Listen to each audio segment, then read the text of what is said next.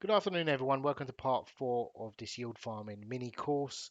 And I wanted things to go wrong because the most important lesson when you are yield farming is actually how to manage losses in multitude of ways.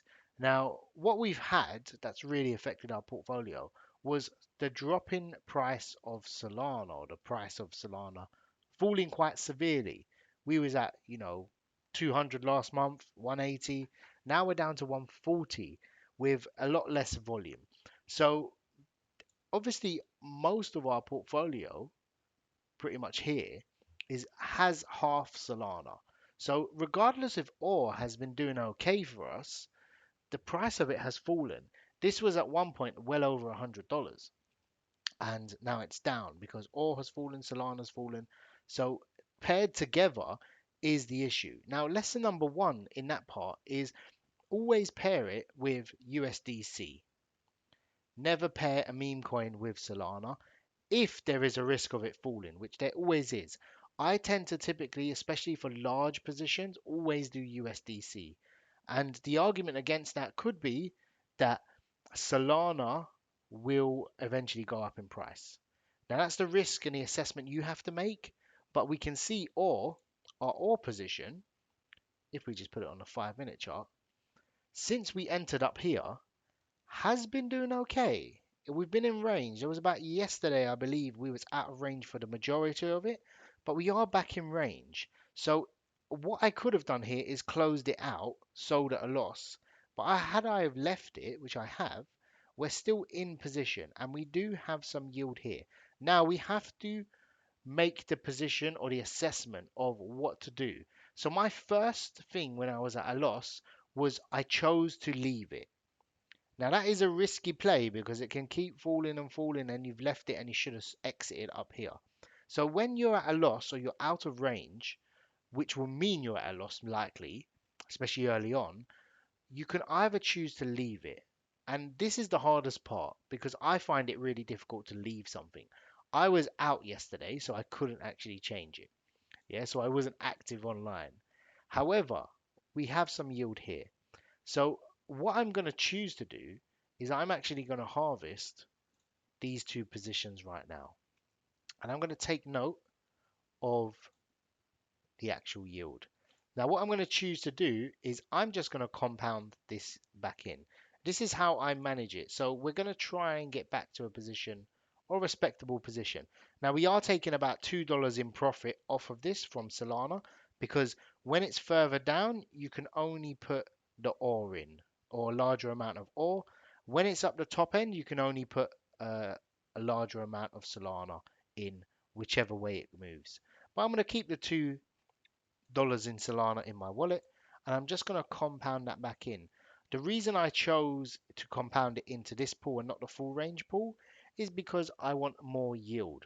So we've dropped this up to $84. So we aren't, I can't remember exactly. I think we put 150 or $160 into this. So we are, I believe it or not, I think we're slightly in profit. I could be wrong. We might be slightly down or slightly up, but it's in an okay position. I'm not going to sell ore just yet. And personally, I probably would keep it going as long as possible, as long as there's some hype and revenue to that project. I think it's okay. And there's nothing else out there at the moment. Now, the mistake we made as well with this portfolio is we managed to keep mainly most of our balance in a meme coin, which is not what I do. Usually it's heavy on Sol USDC, and I try and get as much yield from that in dollars so I can buy what I want very safely and just leave the dollars in my wallet for when I want to use it. However, we have a very low balance. $200 is good to start practicing. It's not good to start making money. $2 a day will not change your life. It will not make any difference. You should just have the day off. But to practice and learn, I would recommend highly to put $50 or do something at the same amount I'm doing here. Now, the other loss we have is SOL USDC. We also, and this is the most important one because you need to get SOL USDC right in order for you to start having an income to buy other assets. If you can't manage SOL USDC, don't even look at meme coins personally.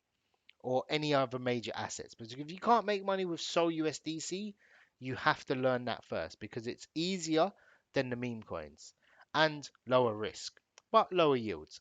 So what we have here is two positions. You can see our full range position is higher in balance. Our basically our concentrated ranged position is lower in balance. It did fall to about here and I did extend the range. So I put the Solana back in. So remember in the third video, we done one-sided positions. I'm going to do exactly the same here because I think possibly I'm going to write this down 0.128.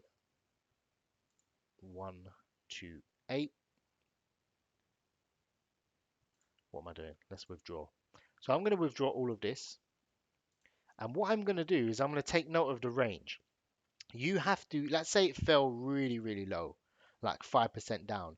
You would add the 5% to the 29%. But for this sake, we're just going to add this and this, which is about 29 and a half. But I'm going to call it 30 just to be safe. I'm going to withdraw this and I'm actually going to add it back in now. Let me refresh this. And the reason I do that is you will not occur impermanent loss doing it this way. It has to just bounce up in range. So what was it? 30%. So let's go with that. If I was to put it any lower, by the time it reaches here, it will not be back at my $20. $20 might be here. But if I hit here, it will swap it all to dollars before it hits the $30 or the $20 we initially put in, plus the compounding. So let's leave it like so, roughly 30%. And we want to put our 0.128 back into the pool. And I'll just refresh this and we'll just plus that up. This is probably the hardest part of managing a Solana portfolio. If Solana's going to curl up, this will be perfect if it jumps back in. And you can see, maybe on the previous video, I showed these gray lines here. You can see the liquidity starting to move down from here down to here, where people are moving their liquidities to here. So the price should sort of fluctuate around these marks now, but who knows? So that's our position. Hopefully we can get back into range and then start to recoup our losses. So moving forward, I'm going to just let this cook. Let this sort of bake in the oven and then sort of move from there. We can also discuss our one-sided positions here. So when we entered here on our BTC one, we've dropped 8%, which is a huge amount. And we have sort of occurred a bit of Bitcoin as well. A very small amount, a few sats, which is fine. I love Bitcoin, and I'm sure you do. Now take note, we're only down 5 cents, but we've occurred an 8% drop.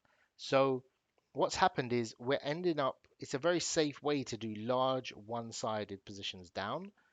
If we put it more in, we would have had more. If we put in, let's say $500, we would have had $2 and we would have been down a few dollars.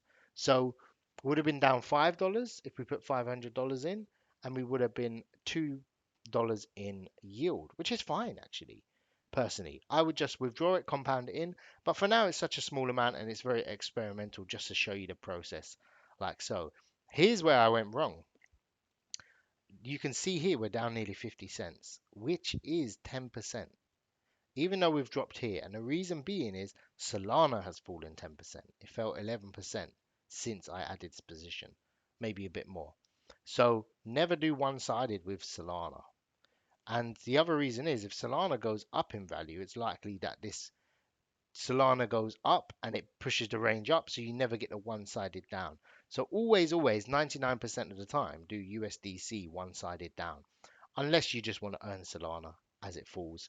So what we're going to do is we're going to leave this portfolio here, and I'm pretty sure this will end up making some profit.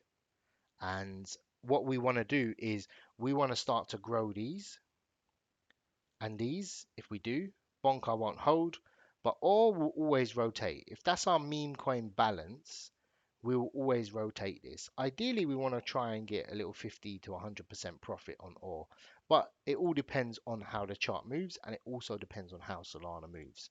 Moving forward, what we're going to do is we're going to deploy more capital in video 5 on other chains because we are on Solana and there are better opportunities out there right now, which I'm going to teach you in part 5. So the full playlist is in the description in the bottom. You can watch that. When part 5 is out, which it may already be if you're watching it at a later date, what we're going to have is me showing you liquidity farming on other chains, as well as looking at different sort of models of yield farming as well. And then we've got one more video planned after that, which is dual positions to maximize earning yield. So I hope you've enjoyed this video in this series. I wish you all the best, guys, and take care.